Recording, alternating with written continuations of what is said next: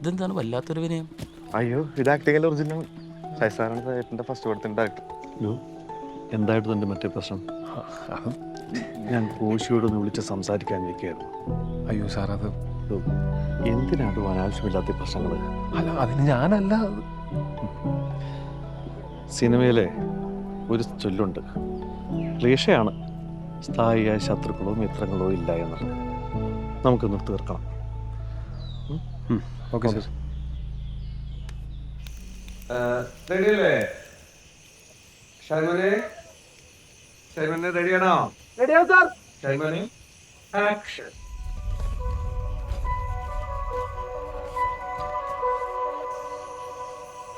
നമ്മളെ ഇന്നലെ ഈ ഡയലോഗ്സ് നോക്കിയില്ലേ? ഇന്നലെ നോക്കിയതല്ലേ, എനിക്കറിയാം. എപ്പോഴും നോക്കിയ മെക്കാനിക്കലാവും. ഓക്കെ, ഷൈമനെ നന്നായി ചേട്ടാ, ഷോട്ട് അടിയാണ്. അല്ല ഞാൻ വരണോ? വേണോ? എന്തിനാ? ലെവൽ ആക്ടിങ്ങിൽ സംശയം ഉണ്ടെങ്കിൽ പറഞ്ഞു കൊടുക്കാമല്ലോ. അപ്പൊ ഞാൻ എന്താ പൊട്ടനാ? പൊട്ടനല്ല, ലോക പൊട്ടൻ. ഷൈമനെ ആക്ഷൻ. മുഹമ്മദ് സഖീർ ആള് ഭയങ്കരനാണെന്നാ എനിക്ക് കിട്ടിയ informations. Is it right? David മനെ ഡയലോഗ്.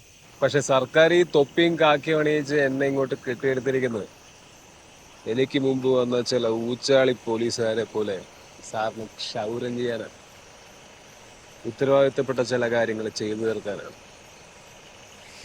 അതിന് തടസ്സം നിന്നാൽ Muhammad Zakir is inflammable, highly inflammable.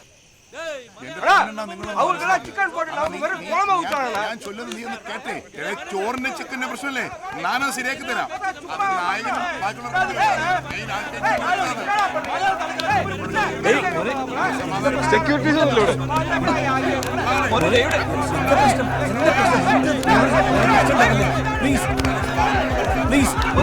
ഞാനീ പറഞ്ഞിട്ടാ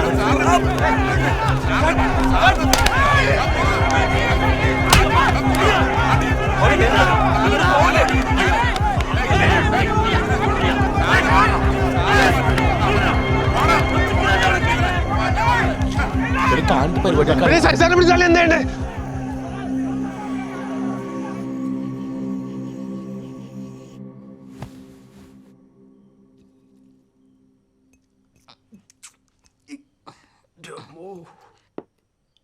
നിങ്ങൾ ഈ സിനിമാക്കാരുടെ ഹൈറാക്കിങ് പരിപാടിയാണ് ആദ്യം പൊളിച്ചു മാറ്റേണ്ടത്. ഞങ്ങൾ നാടകത്തിൽ അങ്ങനത്തെ ഒരു വേർതിരിവൊന്നുമില്ല. അവിടെ എല്ലാവർക്കും ഒരേ ചായ, ഒരേ ഗ്ലാസ്, ഒരേ ഭക്ഷണം. അവിടെ ഹീറോ, ഹീറോയിൻ, സൈഡ് ആർട്ടിസ്റ്റ് അങ്ങനെയൊന്നുമില്ല. നമ്മുടെ നടനില്ലേ മുരളിച്ചേട്ടൻ, ദി ഗ്രേറ്റ് ആക്ടർ, പുള്ളി ഒരു നാടകത്തിന് ബെഞ്ചിങ് തൂക്കിപ്പോണ ഞാൻ കണ്ടിട്ടുണ്ട്. ഞാൻ കണ്ടിട്ടുണ്ടെന്ന് വെച്ചിട്ടുണ്ടെങ്കിൽ കണ്ടവരുണ്ട്. പറഞ്ഞു വന്നതെന്ന് വെച്ചിട്ടുണ്ടെങ്കിൽ, സാർ അങ്ങനെയൊക്കെ ചെയ്താലേ ഒരു നല്ല നടനാവാൻ പറ്റുള്ളൂ, അല്ലേ? നല്ലൊരു നടിയാവാൻ പറ്റുള്ളൂ, നല്ലൊരു നടികറാവാൻ പറ്റുള്ളൂ. I am for equality. ഞാൻ ഈ ഹൈറാർക്കി ഒന്നും നോക്കാറില്ല. അല്ലെ പിന്നെ ഞാൻ ഇവന്റെ കൂടെ ഇങ്ങനെ നടിക്കുവോ? എന്താ ഒഴിച്ചോടാ. പോരട്ടെ, ഉള്ളികളൊക്കെ പോരട്ടെ. ഞാൻ ചോദിച്ചു തരാം, പറഞ്ഞോ. എന്തു പോരട്ടെ? ആ, ഇതിനൊരു കുഴപ്പമുണ്ട്. എന്തോരം അടിച്ചാലുണ്ടല്ല, ഉള്ളികള് മാത്രമേ പുറത്തു വരുള്ളൂ. പോരട്ടെ, എല്ലാം പോരട്ടെ. എന്റെ ഉള്ളിലുള്ളതൊക്കെ പുറത്തു വന്നാൽ നിനക്കത് താങ്ങൂടാ. എന്ത്?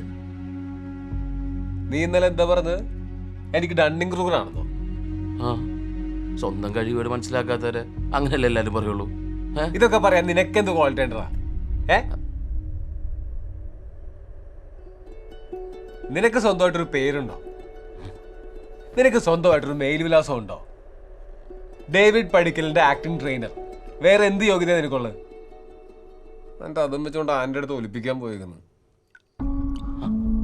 ഓ, അപ്പൊ അതാണ്. എനിക്ക് മേൽവിലാസമുണ്ട്. ആ മേൽവിലാസത്തിൽ പുള്ളി വന്നിട്ടുണ്ട്. ചോദിച്ചാൽ മതി, അയാൾ പറഞ്ഞുതരും.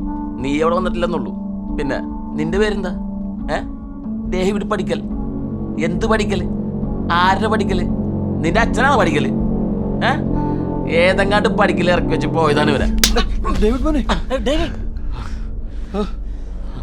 മാഷിനെയാണ് നീ?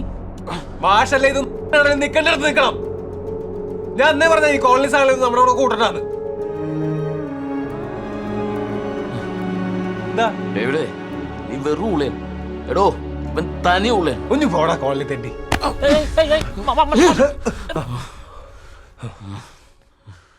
നീ എന്താണ് എന്നെ പറ്റി വിചാരിച്ചേ?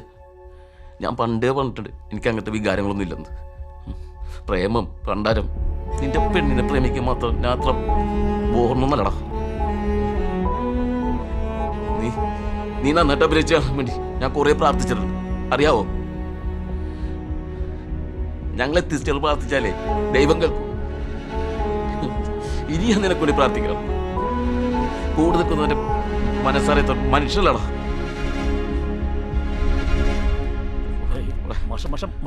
നിർത്തിയാടാ, മതിയായി, ഞാൻ പോണു. നീ എന്തിട്ടാക്കാൻ പോണു?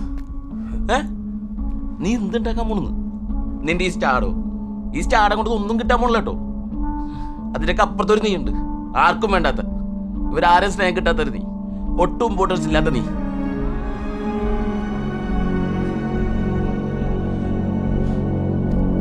നീ സൂക്ഷിച്ചോടാ. ഞാനൊന്നും ഇയാള് പോടോ. വാപ്പിക്കേ പോ. ലെനി വണ്ടി എടുക്കടാ. നിന്റെ ചെവി അടിച്ചു പോയ